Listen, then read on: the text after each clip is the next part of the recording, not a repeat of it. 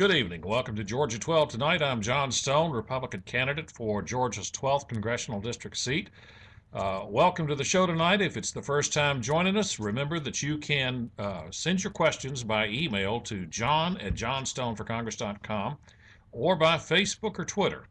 And we'll be happy to try to answer your questions and have a discussion here on air on the big issues facing us today in Georgia's 12th district and around the country. Thank you for joining us tonight. And we're going to repeat some questions that we had last night. We had an audio problem with our broadcast last night on the replay. The audio simply would not play, and I know a lot of folks were particularly interested in these two issues, which popped up yesterday and are deeply troubling. So we're going to cover those. First, an update on our activities this week. So far, we've had a very good week, talking with a lot of folks today by phone and meeting with some supporters here in Augusta this evening. Got a great week planned for the remainder of this weekend next week, back down in South Georgia again, covering a lot of areas there, including some places we haven't been before this campaign. We'll talk about that some more next week, but right now to the big issues that we got calls in yesterday on these two specific issues. These are deeply troubling. I'm going to share them with you. First, we have a lot of questions about Obama's $5 a year cell phone tax that the president has suddenly decided that he can unilaterally impose a new tax. This article yesterday from the Examiner magazine, you can see Obama's $5 a year cell phone tax to fund high-speed data transfer in schools.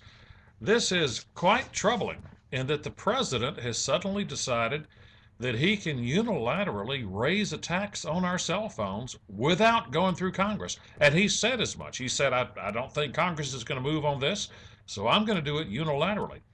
Now, as you know, the Constitution gives all spending matters and tax matters to be handled by Congress by law, and the president has no authority to raise a tax.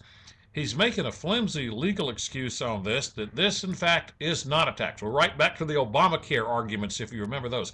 This is not a tax. This is a user fee imposed by the FCC, the Federal Communications Commission, and that he therefore says he has the latitude to raise these fees. Well, that would establish a very troubling precedent, that any agency of the federal government could declare it has a fee. It needs to raise user fees, it needs to raise regulatory fees, and the president can unilaterally do that through each agency and just load us with taxes across the board on everything from the Department of Agriculture to the transportation to everything under the sun. And the Constitution's protections in the balance of powers has been undermined. This is an issue we have to stand and fight on. And I don't care if it's a Republican president or a Democrat president. We have a system of checks and balances in this country in which our founders very wisely decided that all human beings are horrendously corrupt, and we've got to have checks and balances to keep any one group of us from becoming too powerful. So we have the Congress with its powers, we have the president with separate powers, we have the Supreme Court and the federal court system with different powers. All three of those counteract each other so that no one entity, no one group can exercise absolute power, which corrupts absolutely. Here we have the president challenging that and attempting to rule by executive decree. If this were the first incident, it would be troubling enough, but based on the fact that he implemented the prosecutorial discretion decision, which in fact grants de facto amnesty to illegal immigrants last summer. He didn't do it with executive decree. He did it through a decree first by John Morton with the Department of Homeland Security, and then secondly by Janet Napolitano a year later to follow up, basically granting amnesty to illegal immigrants and saying, if Congress won't pass the law I want, I'll just do it. This is trouble. This is where our founding fathers, fathers and mothers decided it was worth picking up arms and revolting against the British Empire to run that crowd out of here.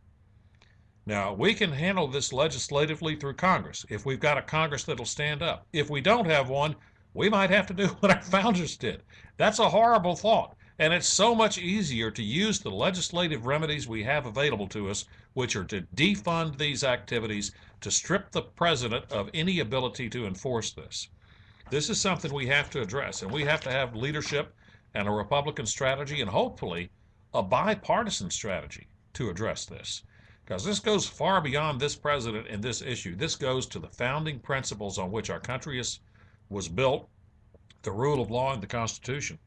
Now, we follow that up with the other report from yesterday, and I'll hold this up again so you can get an idea of what it says. Obamacare provision will allow forced home inspections by government agents. This is horrifying. You know, our Constitution says we have a right to unreasonable search and seizure, and only if a court issues a warrant should any agent be able to come to our home. Now, let's talk a minute about the details of this. What the Obama administration is going to say on this particular provision is that this is for families receiving Medicaid, which is health care benefits for the poor. And it only goes with that, and the regulations under Medicaid allow these home inspections because you're receiving federal government aid. Well, right now, he's attempting to impose mandatory health insurance. You either have to buy it, and if you can't afford it, then you are required by law to buy Medicaid. So we're basically saying low-income people in America have lost their rights to privacy. They've sacrificed their constitutional rights as this stands. But even more frightening, let's look at what the administration, now this is not the media, this is what the administration says, the folks that will be affected by this. Number one, it's families where the mom is not yet 21. So you could have a 20-year-old mother. Families where someone is a tobacco user. So if somebody lights up a Pell-Mell, you've given up your constitutional rights against unreasonable search and seizure, against federal agents pounding into your home. Or families where children have low student achievement, developmental delays, or disabilities. If your child is disabled, you no longer have a right not to be searched by federal agents.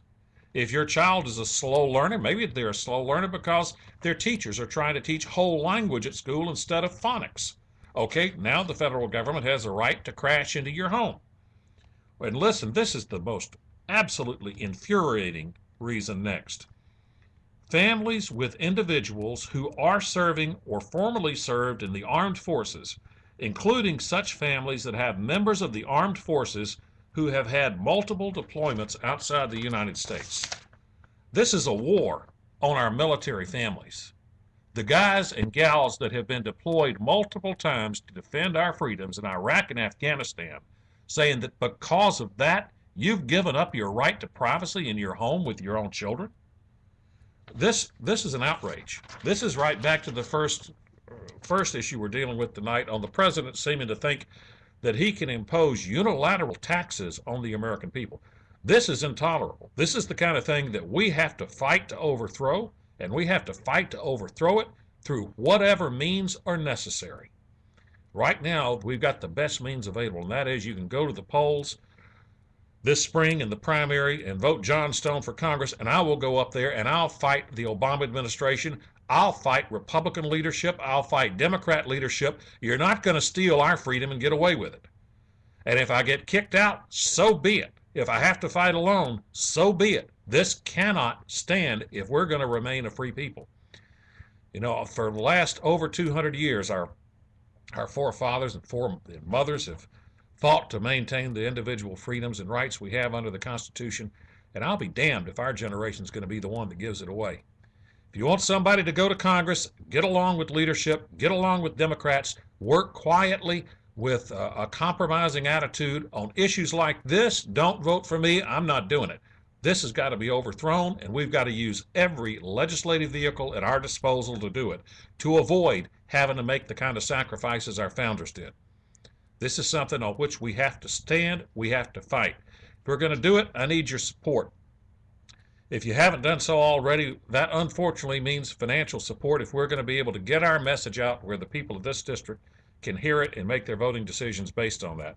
Go to our webpage, johnstoneforcongress.com, and look at the donations button. Do what you can. We need the help now.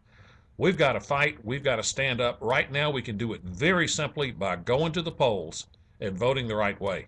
If we don't do that, our children and grandchildren are going to be facing overturning this tyranny at a far more costly endeavor. I ask you to join me with me in that fight tonight. This is something we can't back down, and we can't back away from anybody in any party. Thanks for watching tonight. We'll take more questions tomorrow night. Remember, 9 o'clock, weeknights, Monday through Friday, right here at johnstoneforcongress.com. Send your questions in advance to John at johnstoneforcongress.com, and we'll try to address them on the air like we did these tonight. Thank you for watching. God bless Georgia. God bless America. Good night.